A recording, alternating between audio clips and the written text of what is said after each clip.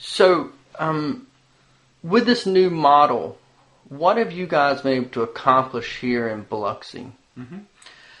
Well, on the notion of being able to extend services to more people, we've been able to do dozens and dozens of house projects, both rehabs and new construction. As far as new houses, we've done, I think, about 60 here in East Biloxi alone, and along the coast about 180.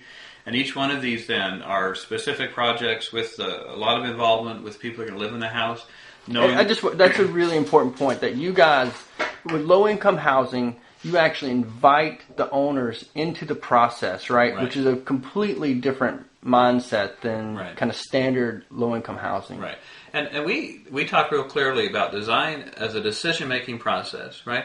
And a lot of people think of design as being only about the appearance of something. And we say, no, it's a decision-making process. And we want to make sure that people that are going to be impacted by that house or that community plan or that park plan are involved in the process. And so that's why it's been important for us to involve those, people are going to live in the house, so they have part of so they're part of the decision-making process. So the house ends up being something that fits their needs, but also a house that they really have made a kind of commitment to, that they then become, it's their house. And you talked about this earlier.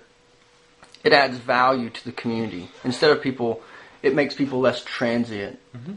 And have you seen that happen in Biloxi with the work you guys have been doing? Yeah. In fact, one of the things that was important after the hurricane was to really try to kind of reestablish a community that had suffered great loss, and also a community that was somewhat kind of endangered by the pressure from casino development and this notion that this community was going to eventually be replaced by some sort of tourist-centered development.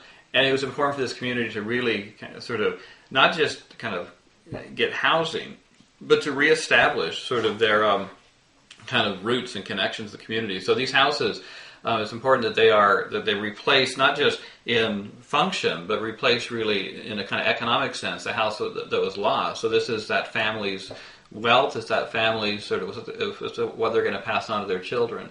That way you maintain the kind of its cultural sustainability. You sustain the culture of the area by building in such a way that you're sustaining those traditions and not seeing them gone just because the housing that was created was seen as being temporary.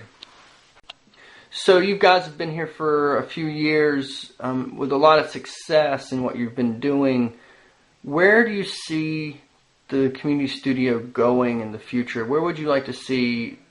Is it project type? Is it project scale? Is it continuation of what you're doing? We're already evolving. We're evolving certainly beyond the sort of kind of hurricane recovery work. And our work, as it evolves, we actually are finding that our work is often working at this kind of landscape scale, which is a real interesting scale, and more clearly understanding how to work at that scale. I think our bayou restoration project is a good example of a kind of scale that is not kind of sort of planning scale, but it's certainly not building scale. It's this kind of landscape scale. And I think that there's a lot of potential at that scale of project to be able to do a lot of things that you can't do, say, if you're just working on, kind of individual houses. So that's where I'm most excited about with our work, is to sort of say, we have in the studio now 2 landscape architects and 2 planners, and the others are architects, and to kind of see this multidisciplinary set of projects that are always kind of moving in scale a bit. And that's, I guess, what I'm most excited about with where we're headed.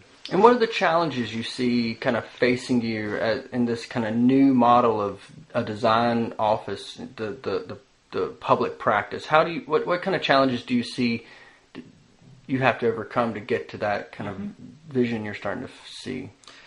Well, certainly one of the things we are always working on is how do you get sort of funding to do it, right?